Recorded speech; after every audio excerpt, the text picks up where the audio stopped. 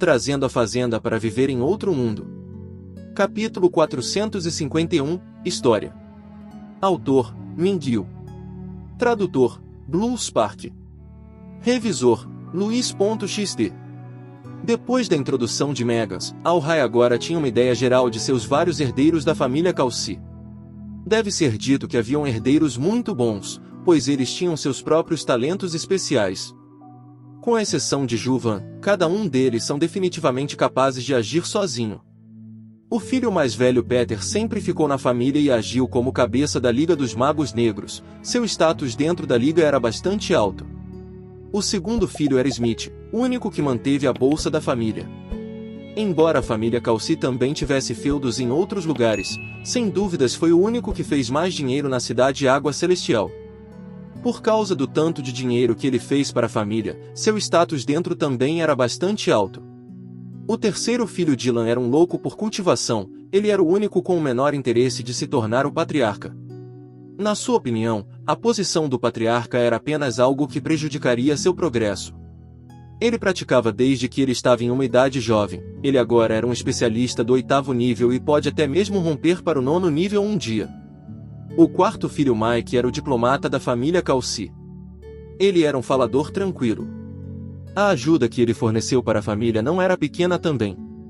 Sem a sua ajuda em fazer conexões aqui e ali, a família Kalsi podia não ter mantido seu status atual com a supressão da Igreja Radiante. Eles eram todos muito importantes para a família Kalsi. Embora Dylan não sirva a família, ele era a pessoa que estava mais próximo de se tornar um especialista do 9º nível. Enquanto sua força chegar no 9º nível, Randolph pode simplesmente se sentar confortavelmente na posição de patriarca, ninguém ousaria se opor a ele.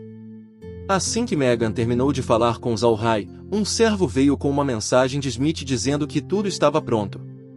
Zal-Rai assentiu e foi seguido por Megan para a refeição. Laura e os outros não vieram com eles, mas Laura e os outros não pareciam estar felizes. Eles sabiam que Zal-Rai realmente não queria ir, mas ele não tinha outra escolha. Zal-Rai e Megan foram até a área principal do pátio da árvore farfalhante e foram até a sala de estar onde Smith e sua esposa estavam esperando. Ele não viu nenhuma outra pessoa, então Zal-Rai pôde apenas cumprimentar Smith e a madame dessa vez. Smith pediu para Zal-Rai se sentar no lado oposto da mesa e disse, isso pode ser considerado como um banquete em família. Eu já pedi para Kristen e Dia convidar seus tios. Eles devem chegar em breve. Já que você é da geração mais jovem, eu tive que chamar você com antecedência. Zal-Rai não se opôs, pois ele era verdadeiramente da geração mais jovem com relação a Peter e os outros. Então no banquete de hoje, era certo para ele chegar mais cedo do que a geração mais velha. Ele agora podia ser considerado da linha de Randolph, então deve haver regras que precisam ser seguidas, especialmente durante refeições. Embora ele não precise seguir os arranjos estritamente como Kristen, ele ainda deve respeitar suas regras de vez em quando. Naturalmente, isso também vem com exceções.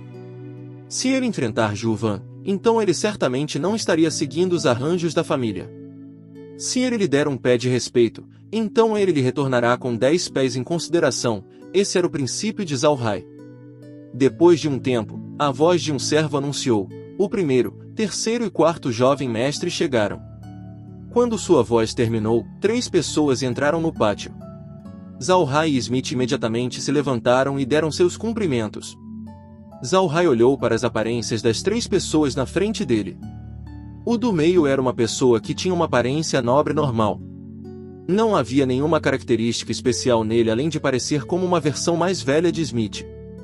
Esse deve ser Peter. O único na esquerda de Peter usava um robe mágico. Esse robe mágico era uma roupa usada por magos negros. Parecia muito secreto. A pessoa era muito magra, mas ainda era possível ver alguma gordura aqui e ali. Ele tinha uma pele pálida e parecia muito com um acadêmico doente. Esse deve ser Dylan. O da direita de Peter era uma pessoa que vestia uma roupa nobre e magnífica. Mesmo que ele pareça um pouco gordo, ele não era muito grande. Mas se você compará-lo com os dois, Peter e Dylan, então você podia claramente ver o quanto mais gordo ele era. Mas embora ele tivesse mais peso, ele não era feio ao todo. Ele tinha uma expressão justa e usava um sorriso no seu rosto, parecendo muito acessível. Esse deve ser Mike. Smith imediatamente foi em frente e deu uma saudação à pessoa do meio primeiro, irmão mais velho. Então ele virou sua cabeça para as outras duas pessoas e disse, terceiro irmão, quarto irmão, vocês vieram. Zalhai também foi em frente dessa vez e deu suas saudações aos recém-chegados. Quando Zalhai estava no saguão, ele também viu os três. Mas já que eles não falaram e ficaram sentados o tempo inteiro, Zalhai não conhecia suas identidades. Peter também tomou nota da presença de Zalhai. Vendo Zalhai dar seus cumprimentos, Peter não pôde deixar de sorrir e dizer, Zalhai? Ha ha ha ha, eu já ouvi sobre você, muito bom. Você realmente tem alguma coragem, nada mal. Zalhai respondeu rapidamente, eu não ouso. Como eu posso aceitar os elogios do tio quando eu sou indelicado?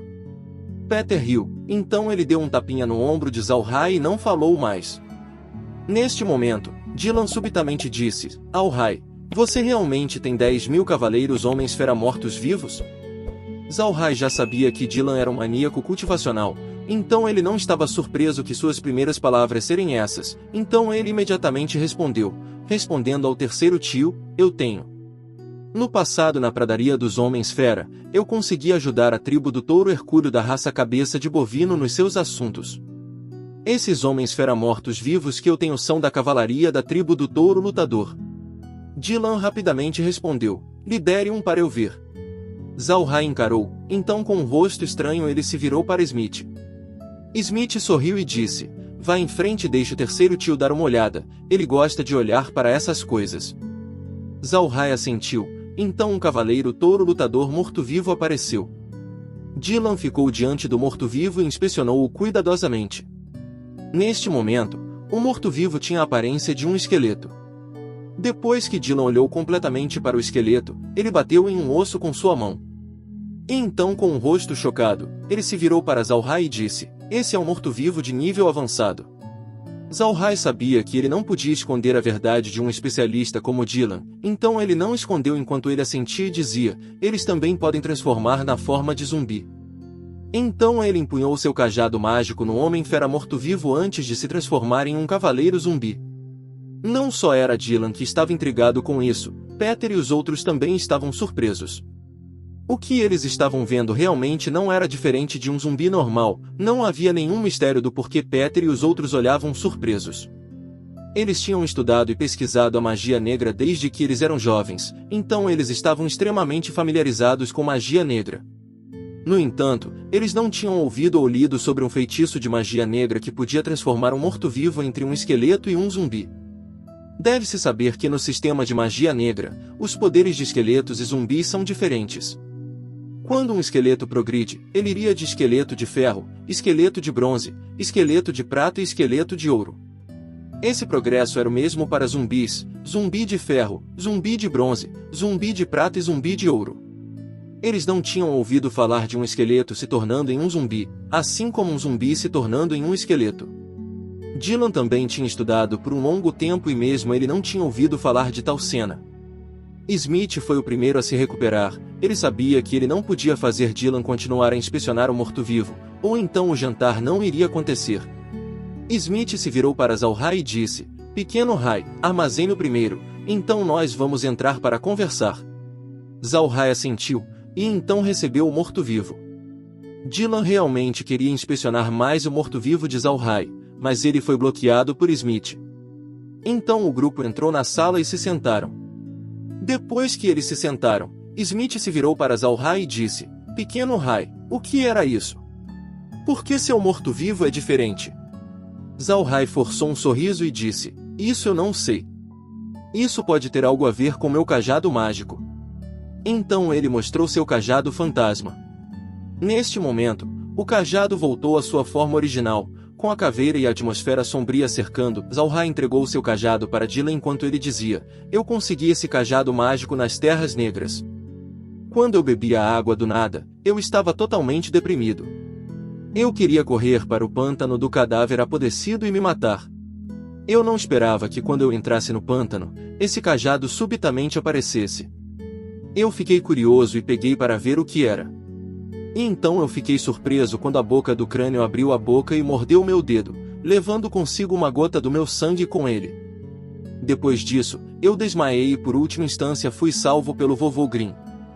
Desde este ponto, o cajado mágico sempre tem me seguido, não havia maneira de descartá-lo. Ele também surpreendentemente me curou da toxina da água do nada. Mais importante, também era um condutor muito bom para lançar magia. Quando eu lanço magia negra usando esse cajado, também aumentaria sua potência. O morto-vivo criado com o cajado teria habilidades atualizadas, o pior morto-vivo que ele poderia fazer era um morto-vivo de nível avançado. Também tinha a habilidade de converter o morto-vivo de uma forma para outra.